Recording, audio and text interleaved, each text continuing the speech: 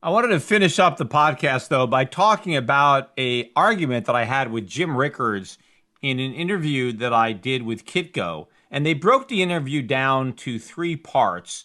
And it was the third part of the interview where we had the disagreement. We pretty much agreed on everything up until that point. And you can see all three of these parts up on YouTube. But where we started to argue was on the definition of inflation because Jim kept talking about the fact that we weren't having any inflation. And I said, but Jim, we have massive inflation. What do you think the Federal Reserve is doing? They're inflating like crazy. They're printing all this money. Money supply is expanding.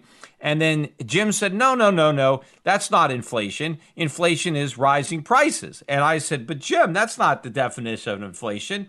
And he said, sure, you can't just make up any definition that you want. And I said, I'm not the one making it up. It's the government that made up a definition. And I pointed out to Jim that the original definition of inflation was an expansion of the supply of money and credit, and that it was the government that had altered the definition to suit its own purpose. And I said that he was simply helping to perpetuate government propaganda by pretending that inflation was what the government claims it is rather than what it actually is. Because the reason the government wants to claim that inflation is rising prices is because then it can pretend that it doesn't cause it. Right? If the government accepts the definition of inflation as an expansion of the supply of money, well, everybody knows who's expanding the supply of money. It's the Fed.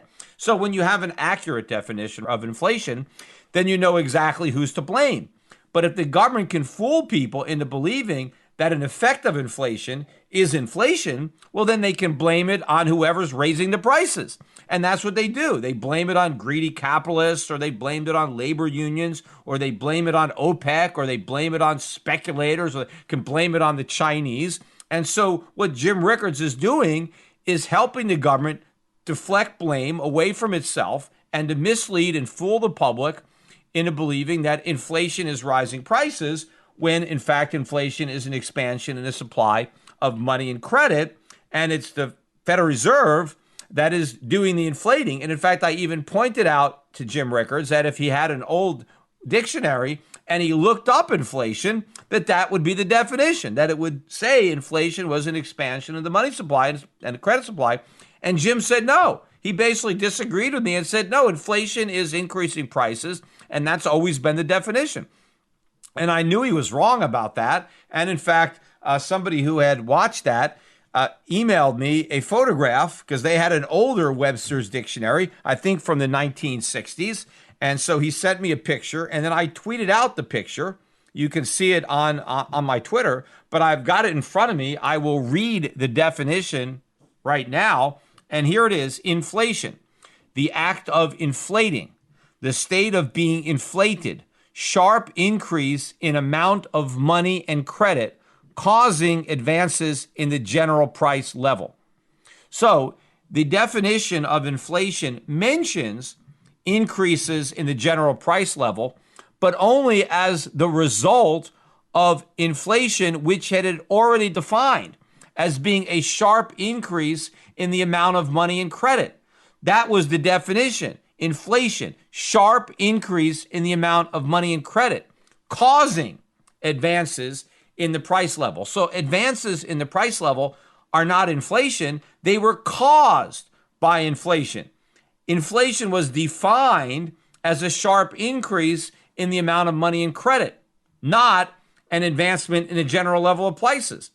The dictionary simply mentioned that inflation caused a increase in the level of prices, but defined the inflation itself as a sharp increase in the amount of money and credit. And in fact, if you go far enough back into the past, if you get a dictionary maybe from the 1930s, right, and you look up inflation, it won't even mention prices. I have seen old Webster's dictionaries where they define the word inflation and they don't even mention prices. They simply define inflation as an expansion in the supply of money and credit, and they leave it at that.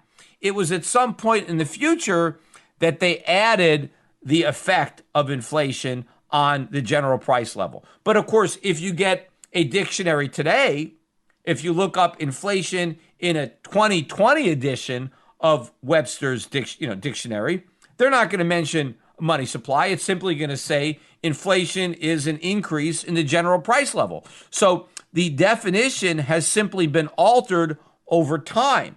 But that doesn't actually change the real meaning of the word. But this is what we see all the time, right? This happens with the Constitution, right, where definitions are changed, right? The government changes the way terms are defined, the same way that we measure economic statistics. The government changes the way inflation is measured. The government changes the way GDP is measured. The government changes the way unemployment is measured, right? They're always changing the meaning of words to try to advance a political agenda.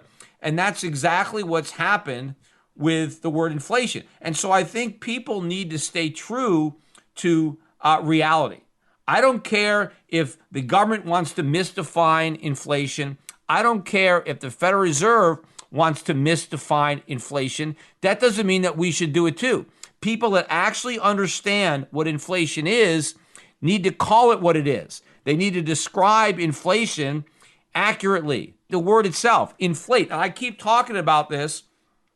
If you even think about the word inflation, what does that mean? Inflate means to expand, right? If you inflate something, you expand it. When you inflate a balloon, right, you blow air into a balloon, what happens to the balloon? It expands, right? It gets larger. When you deflate a balloon, what happens to the balloon? It contracts. So inflation is an expansion. Deflation is a contraction. Prices don't inflate, right? Prices don't expand and contract. Prices go up and prices go down, right? So the word inflate was not meant to refer to prices, which can expand and contract. It was meant to refer to the supply of money and to the supply of credit, which can expand and contract. So I want to keep the original definition of inflation because that's key to understanding it. See, when you misdefine inflation as rising prices, the result is bad monetary policy and bad fiscal policy because the government, the central bank, can keep on inflating. And if all they're doing is looking at consumer prices and they don't see them going up and they think, oh, there's no inflation, they can keep on creating it. And inflation is doing a lot of damage. And of course, the other problem is the way they're measuring consumer prices is so flawed that you don't even see the effects of inflation because they're being masked behind a rigged CPI. So the government keeps on creating inflation, and then they point to this rigged CPI that says there's no inflation. It's like if you have a thermometer that's broken, right, and no matter what your temperature is, it says 98.6. You could be as sick as a dog, but if you keep relying on that thermometer, that broken thermometer, then you don't think you're sick. Well, you could ignore all the signs, right, that the patient is shivering and there's, they got all kinds of symptoms. But if you ignore the symptoms and just look at that broken thermometer, right, the guy's going to eventually die because you're relying on faulty equipment. That is what the Federal Reserve is doing when they're ignoring all of the other effects of inflation and just staring at this broken CPI and thinking that there's no problem. So anyway, I just wanted to bring that up, and that tweet is out there with that definition.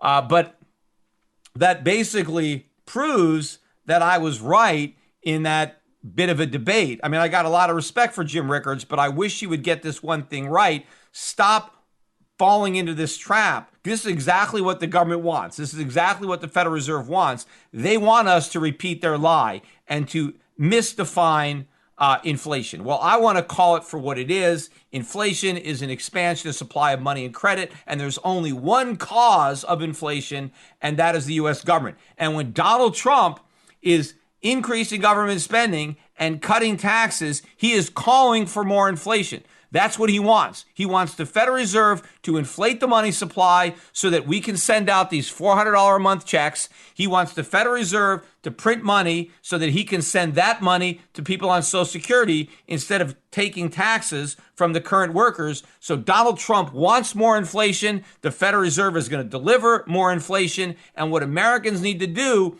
is avoid that inflation tax before it's too late by getting money out of U.S. dollars, getting into foreign assets, and getting into gold and silver.